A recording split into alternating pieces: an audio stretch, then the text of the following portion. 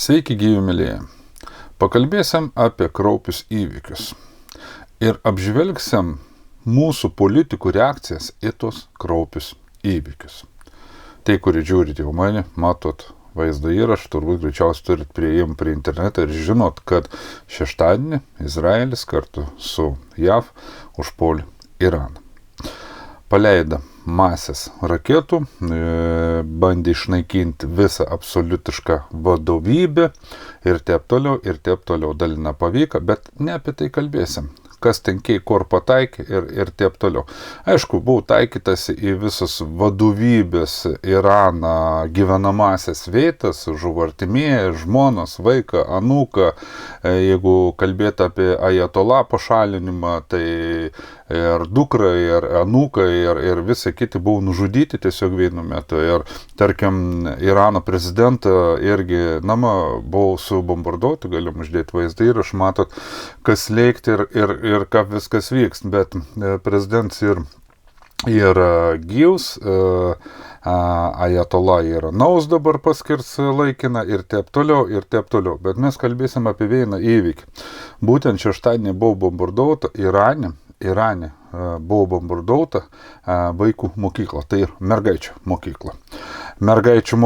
Ir čia buvo, tai jau pasakysiu, kokie miesti, Minado mieste esančią mergaičių mokyklą ir tiesiog buvo ana subombarduota ir iš pradžių buvo vienokie skaičiai, paskiau ani auga ir iki galo suauga, kad vis dėlto buvo nužudytas 143 mergaitės tarp 7-12 metų amžiaus, tiesiog mokykla. Tuo momentu kad tiesiog sėdėjo klasės, mokinos ir į to mokyklą skrido raketas ir ko pasiekom žuvo ir dar 10 ir sužeistų. Galiu įdėti vaizdo įrašą, galite pamatyti šiek tiek, nes žinau, kad tų vaizdo įrašų, kurius aš mačiau ir aš turiu parsisiuntis, aš jums tiesiog negalėčiau talpinti čia, nes ten ir baisus vaizda, kada tėvai iš griuvėsių trauk savo vaikų kūnus, dalis kūnų ir taip toliau. Tai ir baisu, iš Telegram parsisiunčiau vaizdo įrašą, gal ateiti kur nors, kada nors gal į kokį Patreoną ir padarysiu vaizdo įrašą su visas tas vaizdo įrašas. Esmė tai, kad įvyko baisus įvykis ir nei Izraelis, nei JAV dėl to neatsiprašė. Absoliutiškai neatsiprašė. Ir kas man buvo keisčiausia, kada po tų įvykių pasirodė mūsų politikų pranešimą. Ir kada aš skaitau tus mūsų politikų pranešimus, man tiesiog noris vemti, išsivemti ir man net gėda savi laikyti lietuvių, man gėda sakyti, kad aš gyvenu Lietuvą ir mane atstovau tokį politiką. Taigi,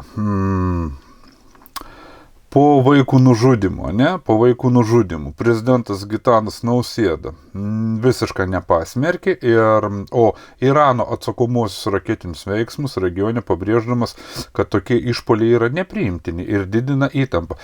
Uns kritikau Iraną, nes Iranas į tos veiksmus, aišku, atsakė. Davė atsakymus.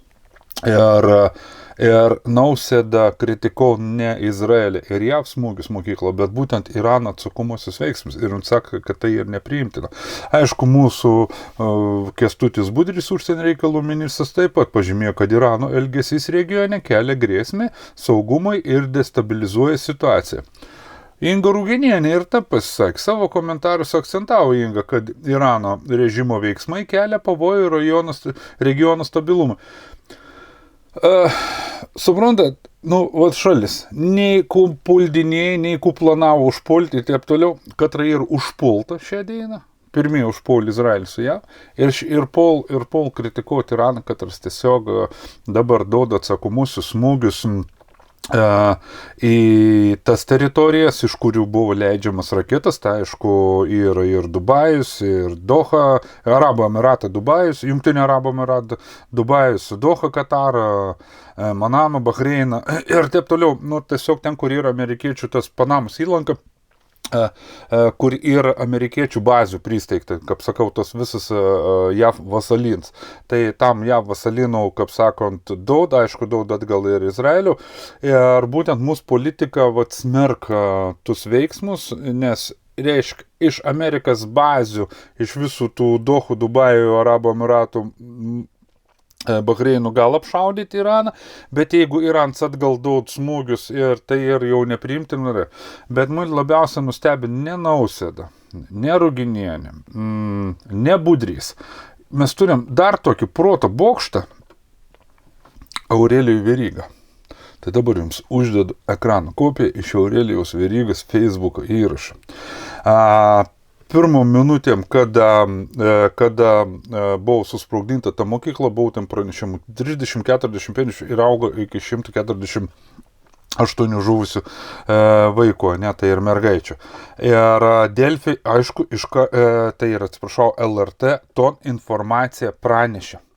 Ir mums buvo labai keista, galvoju, nieks nerašė ir čia LRT, ir LRT įdėjo ekrano kopiją, kaip pats sprogdinims ir Iranas, dvitaškis, per raketų smūgį žuvo 57 moksleivės, jau kažkai skaičiai ir taip toliau. Ir žiūrėkit, Aurelijaus Verygas nepasitenkinims.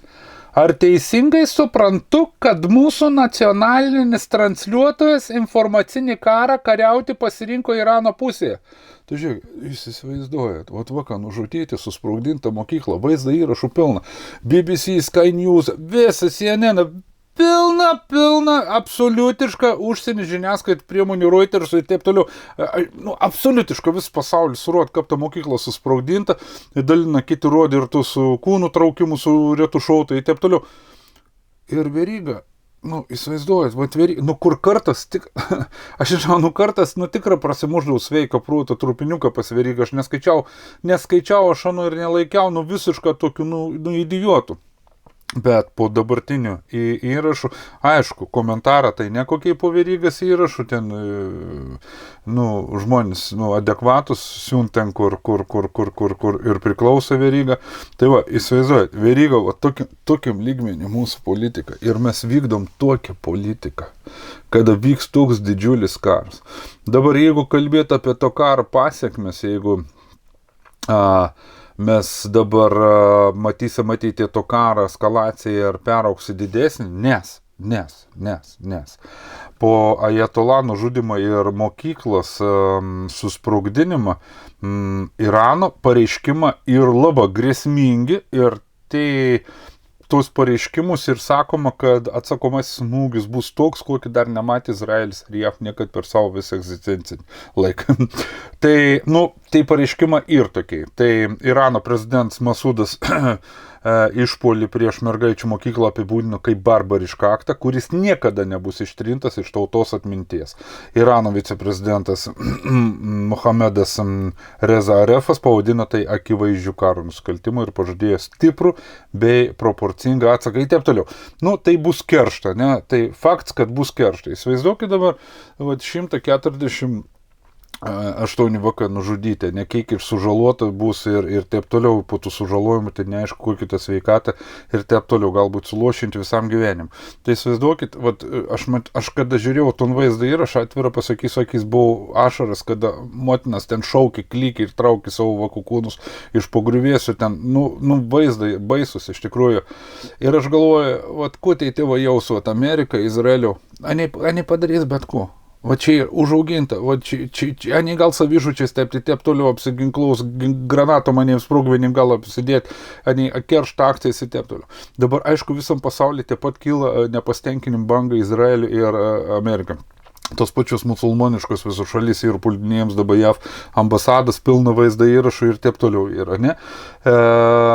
Pilna. Ir dabar aš noriu pasakyti, kad čia realiai mes jau matom peraukinti kažkokį tai pasaulinį lygį karą ir jeigu Trumps, aišku, sako, mes čia nepasiduosim, mes čia dausim ir taip toliau, Iran sako, dausiam atgal, aišku, dabar klausims ir kas prie Irano dar prisidės ir taip toliau, pakol kas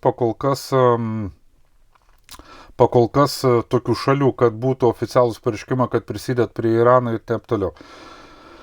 Taip, dabar tai protestą, ne? Centriniam Bagdadė Irako šiitų grupuočių šalininkai bando prasiveržti į JAF ambasadą žaliojoje zonoje ir vaizdo įrašą galim įdėti, tai nieko baisaus tokio nėra. Patys matot, vyksta susirėmimą. Pakistane Karačyje protestuotojams pavyko prasiveržti iki JAV konsulato. Tačiau saugum pajėgus jos atstūmė, taip pat įdedam vaizdo įrašą, galit pažiūrėti trumpai ir, vienu žodžiu, kil nepasitenkinimo bangas ir taip toliau. Aišku,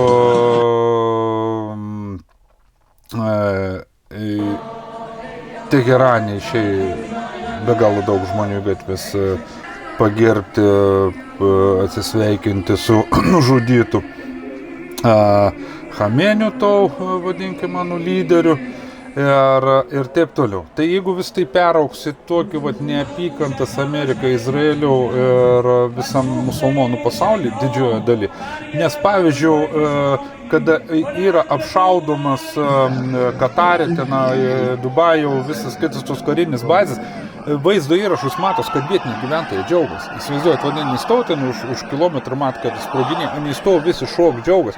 Vietiniai gyventojai nepatenkinti tom kariniam bazėm Amerikos. Tai nereiškia, kad tos šalis ir tų šalių gyventojai palaika ir nekent ten Irano ir pasiruošia. Ne. Ani suprant, kas ir kiršintoje ir taip toliau. Tai va, tokia ir situacija ir man ir be galo gėda ir aš sakau, aš atsiriboju nuo tokių politikų, absoliutiškai. Ir kada Kęstutis Budrys Lietuvos vardu vis laiką kalb, aš pasakau, kad tai aš esu prieš tokius pareiškimus Kęstučio Budrį, aš neprisidedu tokių pareiškimų, aš nepalaikau ir nesuteikiau anam teisės kalbėti mano vardu. Iš tikrųjų, aš manau, nieks anam nesuteik teisės, nes tokiai pareiškimą, tokias pozicijas, tarkim, vienokį ar kitokį karo pozicijas, kad ir Ukrainos turėtų būti referendumo atsiklaustų žmonių. Kokie žmonės, kokį postą palaiko, kokią poziciją ir taip toliau. O tai dabar kažkokių kelių parsidavėliškų, kažkokių niekšų pozicija yra nemanipuliuojant to, kad tai Lietuvos vardu kalbėti, tai ir manau nesąžininga. Ir dar kartą sakau, man ir be galo gėda, kada, aš suprantu, kažkaip karinė veiksmą nepasidalint, kažkur, bet kada ir susprogdinta mokykla, pagerbkit, paminėkit, atsiprašykit, pasakykit bent jau Lietuvos politiką, kad nepateisinam tokių veiksmų. Nors jau tokių pareiškimą išstenėkit, išvemkit per prievartą bent jau kaip nors. Taigi, ačiū, kad esat, ačiū, kad žiūrit, ačiū visiems, kad suprantat, kad reikia palaikyti opozicinį televiziją, kaip tai padaryta pačio po vaizdo įrašai ir visi manom būdo, tai kad norit aštresnį vaizdą turinį, tai prisijungkite į Patreon apačio, ten taip pat po to pačio nuorodo, apačio ir nuorodo, kaip ir pasijungti prie Patreon. Tai šiam kartu sakau teik, ačiū, kad esat, ačiū, kad dalinatės, nebijot, ačiū, kad komentuojat, papildot ir šiam kartu sakau iki.